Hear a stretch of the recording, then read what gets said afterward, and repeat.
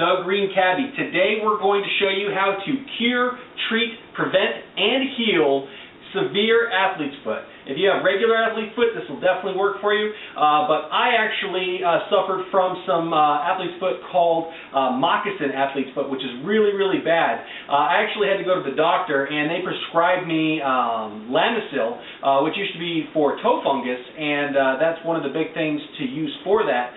And I had to take it for 2 months. It didn't even completely wipe it out, and then I stopped taking it because it can be bad for your kidneys and liver.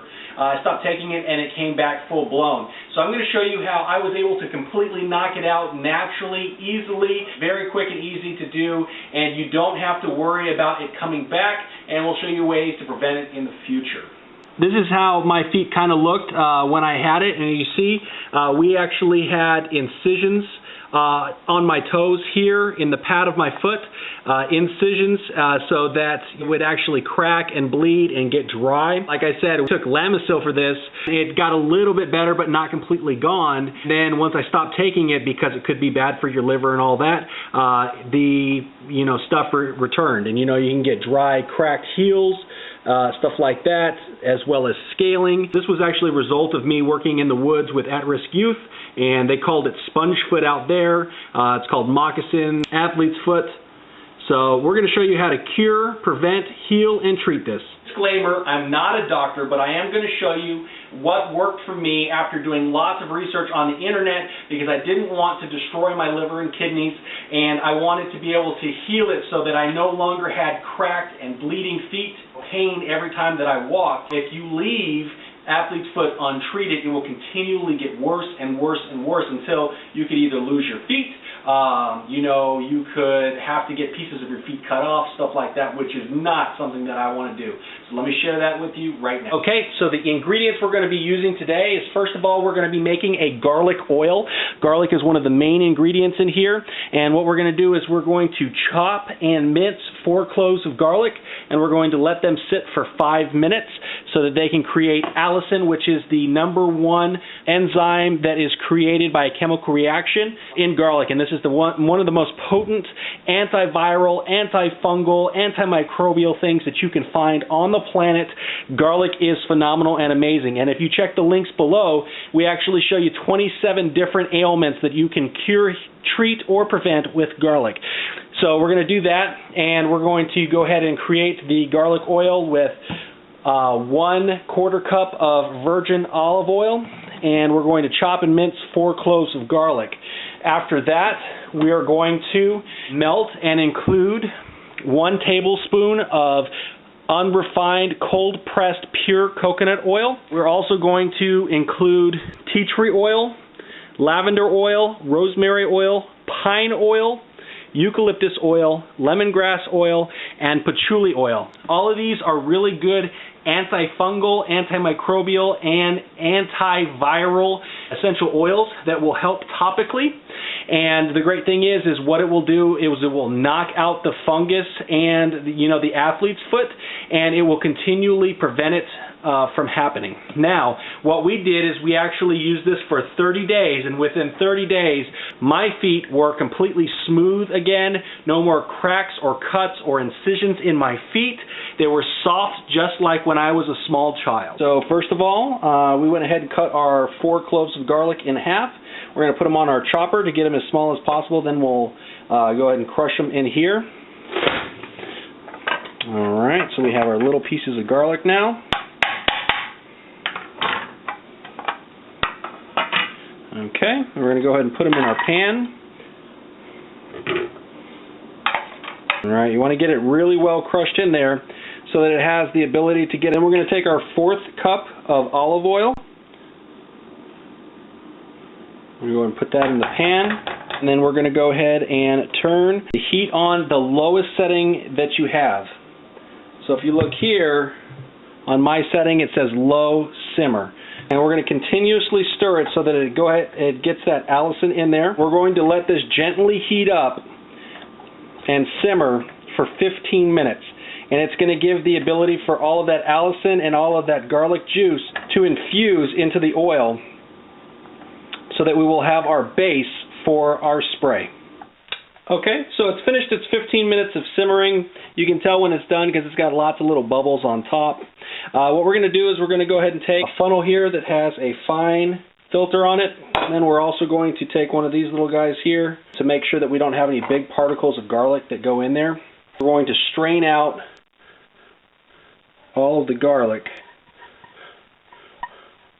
so we get all of that good, wonderful oil that has the allicin in it, creating all of the antimicrobial, antibacterial, and antibiotic properties, along with the healing nature of the olive oil. Now you can take this garlic here, go ahead and throw it on some garlic bread, throw it in some pasta, whatever you want to do, but this is wonderful and edible.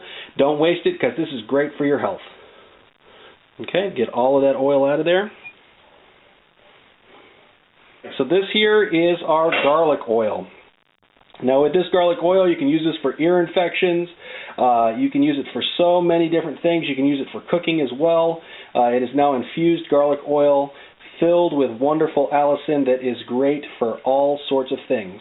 And like I said, you can definitely check the link below and we can show you the 27 different things that garlic is good for.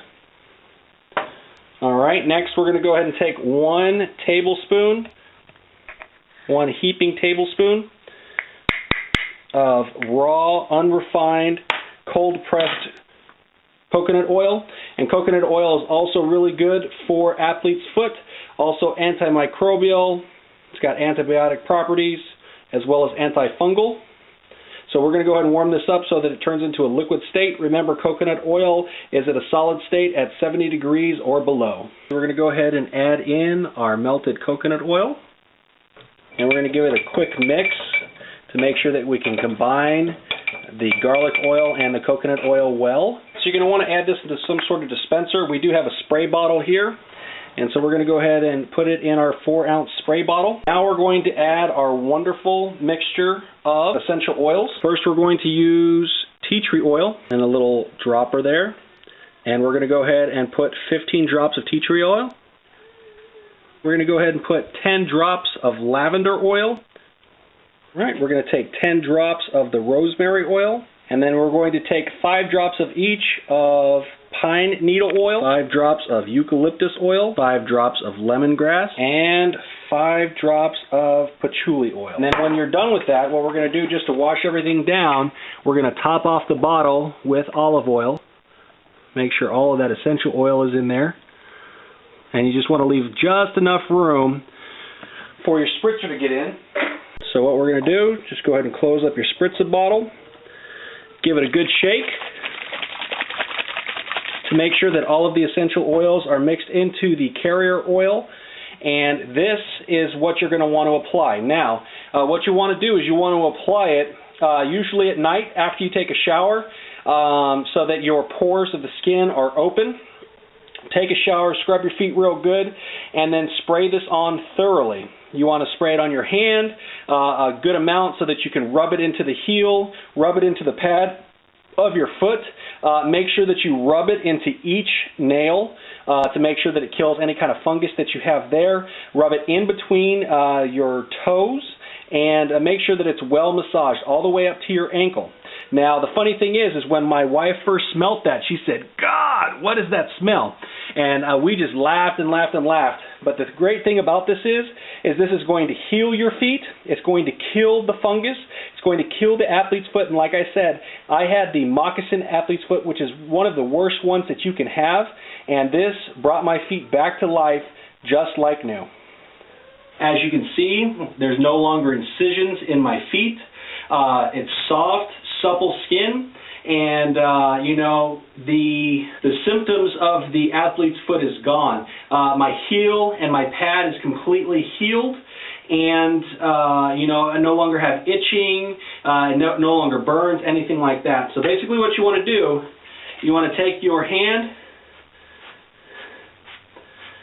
and spray the oil into your hand and then massage it into your feet like so. Make sure that you really massage it into the heel.